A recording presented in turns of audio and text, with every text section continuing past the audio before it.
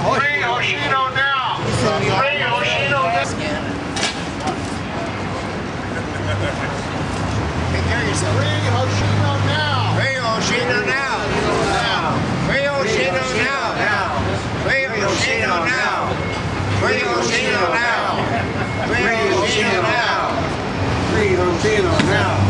Free Hoshino now! Free Hoshino now! Free Hoshino now! Free Hoshino now! Free Hoshino now! Free Hoshino now! Free Hoshino now! Free Hoshino now! Free Hoshino now! Free Hoshino now! Free Hoshino now! Free Hoshino now! Free Hoshino now! The reason we're having this rally here and we're going to be presenting a petition to the Consulate General is for the freedom of Fumiaki Hoshino, who's been in jail over 37 years in Japan. I tried to visit him in the prison, Tokushima, and I was prevented from visiting him by the prison superintendent. The prison superintendent said that I had no reason to see him and I wasn't a relative. And that was his justification for preventing me from seeing him. Wow. So I think the treatment he is under at the prison in Tokushima is outrageous. He should have the right to visit people, and I think that the prison system in Japan is retaliating against him for his political views, which are against militarization and against the attack on the Okinawan people, against the U.S. military treaty with Japan, and against the repression. And he's not the only one. There are other people in Japan that face repression on a daily basis for their political activity.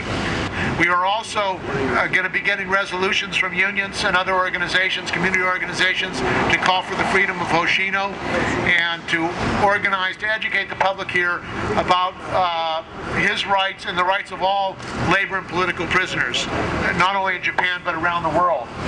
40 years ago this month, the entire world was marching against the war in Vietnam. No place was more important to that effort than the island of Okinawa. It was at Okinawa where the massive Kadena Air Base was the launching pad for the napalm bombing in Vietnam. And the demonstrations in Okinawa were an inspiration to people all across the planet. Those demonstrations consisted and are relevant today because we have the Occupy movement going on now all over the world. In Okinawa, the people from their island came to occupy the bases and stop the militarization of their homeland.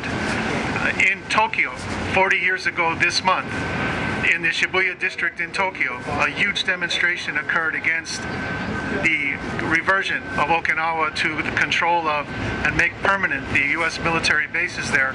Those demonstrations were led by Fumiaki Hoshino. In those demonstrations, a teacher named Norita Nagata lost her life. And when the story came back to Europe and to this country, Noriko was a big symbol to us of resistance. And the anti-war movement was greatly inspired by the efforts of Noriko Nagata and, of course, everyone involved. And it took us a long time to learn the story about Fumiaki Hoshino. We still know very little about it, and our efforts today are to try to connect to the Occupy movement and to the massive anti-war movement that occurred during those years. The story of these people, and we need to get support for Hoshino. The best way we can do that is to tell people about the napalm bombing and what it meant. It was extremely important to people in Okinawa because it was from Okinawa that the firebombing of Tokyo and Kobe against civilian population in 1945 occurred, killing almost 200,000 people, burned alive. That formed the template for the firebombing of Vietnam by Dow Chemical produced bombs created at Harvard University. So this story is relevant to us in many, many ways, and at the center of the story is Akiko Hoshino and Fumiaki Hoshino, who are our sister and brother, and they deserve the same amount of freedom that we all have. And when you go to sleep tonight, I want you to be able to say to yourself that you did something to liberate these two people.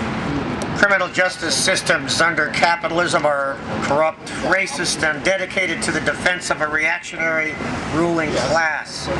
They are the first line of defense of this class against working people of the world. No political prisoner demonstrates this more than Fumiaki Hoshino of Japan, one of the longest incarcerated political prisoners in the world. Hoshino was framed for a crime he didn't commit because he was an activist working against the U.S. nuclear weapons base in Okinawa. He has been incarcerated for 37 years. But he is innocent. There is no physical evidence whatsoever, and supposed eyewitnesses have recanted, claiming police coercion. Hoshino's case is similar to that of Mumia Abu-Jamal, a former member of the Black Panther Party who was framed for a crime he didn't commit in 1982.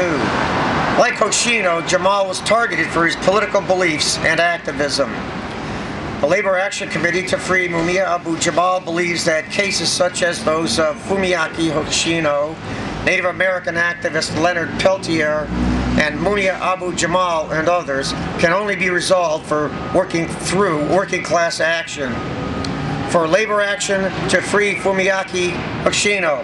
Free Fumiaki Hoshino! Yes. Hoshino has been in prison for 37 years and denied rights to visit. Akiko, his wife, and he cannot touch each other.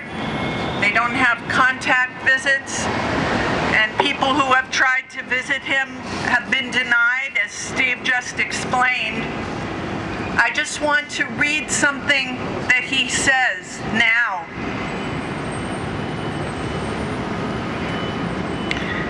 Workers who produce everything and run the society have the power to smash enemy attacks, transform workplaces and the whole society, get back all the properties from capitalists and emancipate all human beings, get back the power of the labor movement, free the anger of all the workers and people, build unity of all workers and people across the borders. And that's really what, I mean, imagine after 37 years to keep those profound, liberating ideas intact and be able to express them today.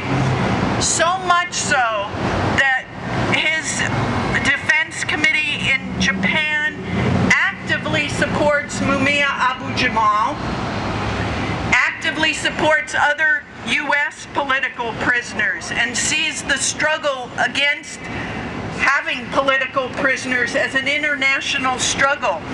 The Hoshino's Defense Committee is playing a leadership role in international solidarity and international links of the workers' movements and movements against political prisoners around the world. And we must do everything we can to link with them and to free Fumiaki Hoshino. My name is Mark Norton. I worked since 1998 at Hotel Frank, which is a small hotel in downtown San Francisco. Wells Fargo Bank took over our hotel in a foreclosure sale last year with all sorts of predictably terrible results. We have a boycott there that's sponsored by our union and by the workers in the hotel, Unite Here Local 2 workers. As Steve said, Hoshino's wife showed up on our picket line not too long ago with a group of supporters. We were very appreciative of that. Somebody whose husband has been in jail for 37 years, who has the time to come out to a picket line, is demonstrating the basic essence of political solidarity, which is we all have to stand together, and solidarity is the key to victory.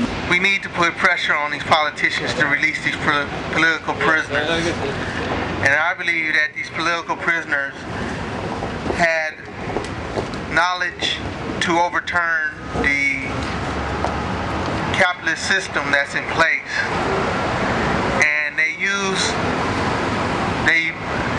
tried to restrain these prisoners from getting to the reality of what's going on and getting to the people and organizing the people. They're not really political prisoners to me. They're more like leaders, and they had the knowledge and the ability to go out and organize and get people to support their cause, and the system didn't like it. So we have to all realize that these people became political prisoners for a reason. 70% of all the U.S. military bases in Japan are located in Okinawa, which has, and they've occupied 20% of the whole area of Okinawa. We need to have our troops out of there, as well as the nuclear activity, which Hoshino was against nuclearization. This is a situation whereby the similarities between the California prisoners who are involved with maximum security, Hoshino apparently is under similar conditions for all these 37 years. It is a crime against humanity to have the types of incarceration that Hoshino has been subject to. This very day and around the United States and around the world is the occupation movement. And what has happened, one of the demands of the occupation movement is in fact the end of U.S. military bases around the world. Why is it in San Francisco people are dying because they can't get health care? Why is it in San Francisco that people can't get housing in this country? And millions of people have been dispossessed from their homes. This capitalist system prevents people from having housing and health care, from jobs, at the same time that we're spending billions, trillions of dollars on wars in Afghanistan, wars all around the world. So this issue of the occupation movement is very much connected to what's going on and the case of Hoshino. Fumiaki Hoshino, who was opposing militarization, who was opposing the Vietnam War, who was opposing the U.S. military bases in Okinawa and in Japan. We have to get those military bases out of Japan. We have to remove the 800 military bases all around the world. This is what we're talking about. Why do we have 800 military bases around the world when people in this country are starving? People in this country, there was a program on CBS 60 Minutes last night of children who have no homes, who have to live in trailers, who have to live in vans because they don't have housing. Yet there's money for war. And the Japanese government, along with the U.S. government, are spending more money, trillions of dollars, for more war, for encircling China, for more military bases, and we say that we're against that. We're having this action today to raise the issue of Fumiaki Hoshino. And he's been in jail for over 37 years in Japan. And we feel that he was jailed unjustly.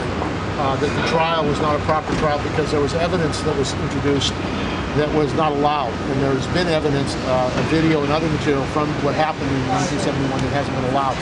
So we're asking that that this evidence be allowed and that there be a re-examination, that he be released. I also personally tried to visit him in the prison, Tokushima prison, and I was prevented from visiting him. The warden said that I was not a member of the family and I had no business with him. So we feel that he should be able to have visitors in the prison and that people should be allowed to see him outside his family or that limited list. So we feel that the issue of democratic rights of prisoners in Japan, the prison system, is important. After 37 years in jail, he's an artist, he can make a contribution to society, and he should be free, in our view. So we wanted to relay that to the Japanese government and to call for his release, and also to call for him being able to have visitors at the prison in Tokushima. You know, that's basically why we're here. So we have some petitions that we have, and we hope that he's able to get them, or the government is able to circulate them, to be aware of what's going on. Present this to you, and thanks for coming out, and we hope the government acts and considers releasing Hoshino from prison. So I understand, but maybe I'm not the right person to comment these matters. And exactly, I shall transfer this message from here to you. That's basically what we wanted to do, to let people know. And we support the Japanese people. We understand the suffering of the Japanese people, particularly with Fukushima and the tsunami. They're under a lot of suffering. And we understand that, and we respect that. This is not a protest against the Japanese people. We support the Japanese people. Thank you very much for supporting for us. Okay. Yes, and so about your talking points, and yes, I understand. But sorry, and I should repeat again. I'm not the right person to comment it, and exactly I shall transfer this message from here to Home Ministry. Thank you very much. Thank you. Thank you. Okay, we appreciate you coming out here and joining us. Thank you. Thank you. Cold, huh? Thank you. Thank you. Not as cold as Japan. Snow.